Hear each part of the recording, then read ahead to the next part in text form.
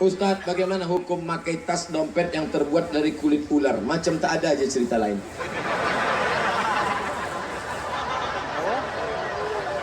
Kulit ular, kulit buaya, kulit biawak, kulit babi, kulit anjing. Beda antara yang keras najisnya, anjing babi tak bisa sama sekali. Sedangkan kulit sapi, kulit itik tak bisa. Kulit sapi, kulit kambing itu memang bisa disama. Adapun kulit binatang semacam ular, buaya itu ikhtilaf antar ulama. Ada sebagian mengatakan membolehkan kalau disama, tapi saya lebih condong untuk mengatakan tidak, untuk ihtiyat lebih hati-hati. Maka lebih banyak lagi. Berapa harga tas kulit buaya? Oh mahal, bisa 10 juta. Sementara tas yang biasa 2 juta. Pakai yang 2 juta, yang 8 juta sedekahkan ke fakir miskin. Betul? Ini untuk gaya-gaya aja. Cantik kulitnya, iya buaya nih. Siapa yang nangkap saya? Pak, saya adalah seorang pemudi. Kelihatan dari tulisannya rapi. Yang melakukan dosa dan zina secara sadar. Kenapa kau berzina? Apakah jika bertobat dosa-dosa saya diampuni Allah? Innallaha la yaghfiru ayyushraka bihi wa yaghfiru ma duna dzalika liman yasha. Allah tak mengampuni dosa syirik, tapi dosa selain itu Allah mengampuni engkau, maka kau mandi tobat. Bagaimana cara mandi tobat? Ada sungai di situ, nyemplung bagus. Aku niat mandi tobat. Mandi tobat itu mata mandi wajib basah semuanya. Mana yang duluan basah Pak Ustaz? Terserah. Kalau kebetulan salto, kepala duluan.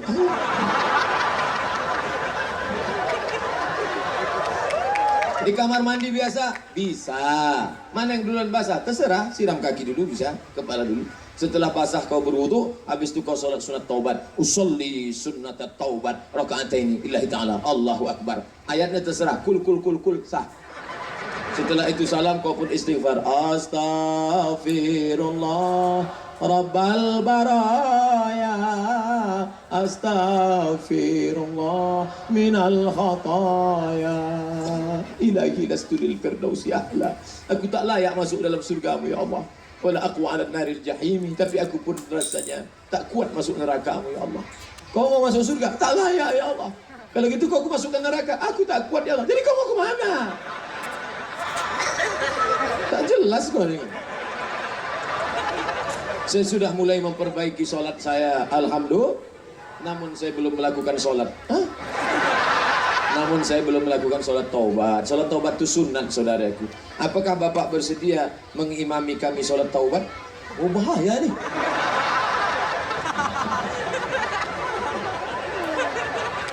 Sholat taubat itu tak usah berjamaah. Kau sholat sendiri saja. Nanti balik dari sini. Kalau tak ikut pengajian di masjid, nanti malam di Masjid Agung. Ya, Masjid Agung ba'da Isya. Masjid Raya, Masjid Agung. Masjid Agung, datang ba'da Isya. Tapi kalau bisa sholat Isya-nya di sana. Kalau mau booking waktu tempat cepat, maghrib sudah di sana. Jadi makan dulu. Kalau tidak nanti pas Ustaz ceramah buka.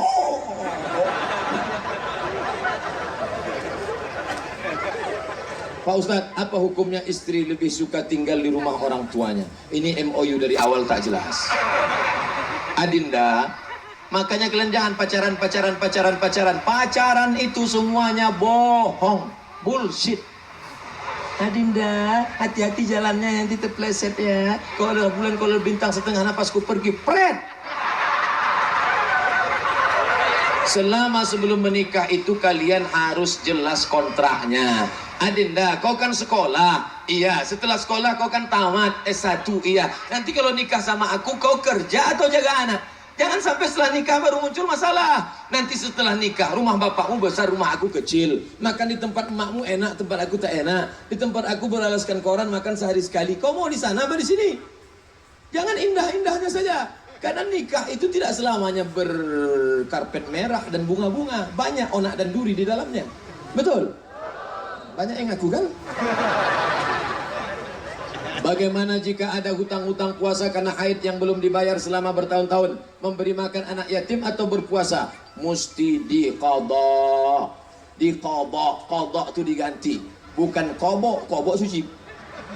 Qadha.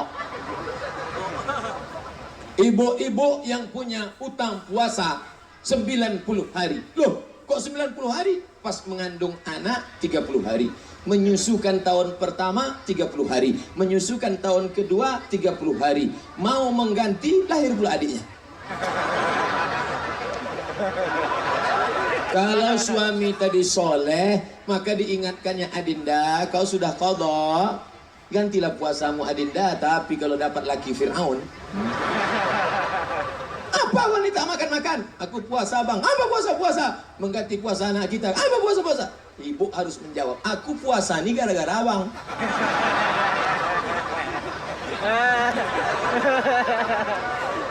Maka mesti diganti. Cara menggantinya gimana Pak Ustadz? 1 bulan puasa 8 hari. 10 bulan berarti sudah lunas 80 hari. Senin, Kamis, Senin, Kamis, Senin, Kamis, Senin, Kamis. Sebulan 8 hari. Niatnya niat qadha. Yang niat qadha hari Senin dapat pahala puasa. Qadhanya lunas, Seninnya dapat. Itulah indahnya. Oh, tak enak jadi perempuan nih Pak Ustadz ya. Indah jadi perempuan. Tapak kaki di bawah sorga, di bawah tapak kaki ibu. Belum pernah saya baca sorga di bawah tapak kaki Ustadz. Belum ada. Apa boleh menikah dengan wali hakim sedangkan wali kita masih hidup? Tak bisa. La nikaha, tidak sah nikah illa biwaliyin, kecuali dengan wali. Wa syahidai adlin, dan saksi yang adil. Wali pertama ayah, tak ada ayah atu. Toho oh atu. Tak ada atu abang, tak ada abang adik, tak ada adik pakcik, abang ayah, tak ada abang ayah adik ayah, tak ada juga lagi terus perwalian. Saudara dari ayah kita adik beradik, anaknya itu bisa sepupu, sewali kalau bahasa kampung Melayu kami, sewali. Tak juga ada sebatang kara habis semuanya ditelan harimau, maka walinya wali hakim. Hadisnya fasultan waliyun man la waliyalaha. Wali hakim menjadi wali bagi perempuan yang tak ada walinya.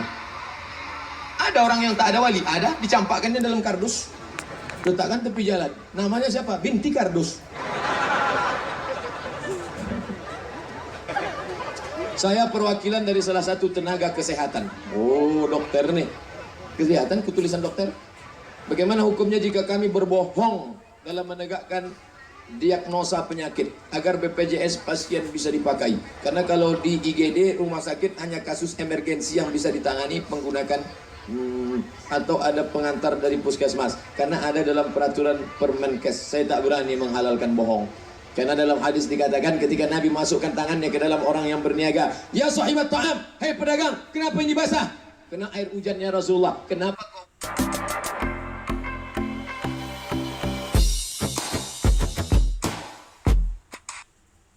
kau buat yang basah di dalam, yang kering di luar? Man ghasyana falaysa minna. Siapa yang menipu kami, maka bukan golongan kami. Tanya ke ustaz lain, mana tahu dia ada dalil lain. Kalau saya, itulah dalilnya. Apa hukumnya orang tua yang suka membeda-bedakan anak, lebih berpihak kepada anak laki-lakinya, padahal anak laki-lakinya selalu menipu orang tuanya? Ittaqullah, takutlah kamu kepada Allah. Wa'dilu baina auladikum, bersikap adillah kalian kepada anak-anak kalian. Walaupun kepada anak kandung, kalau tak adil akan mewarisi kecemburuan. Abangnya sekolahkan sampai S3, adiknya S cendol pun tak dapat. Ustadz, apa hukumnya seorang istri masih chatting sama mantan?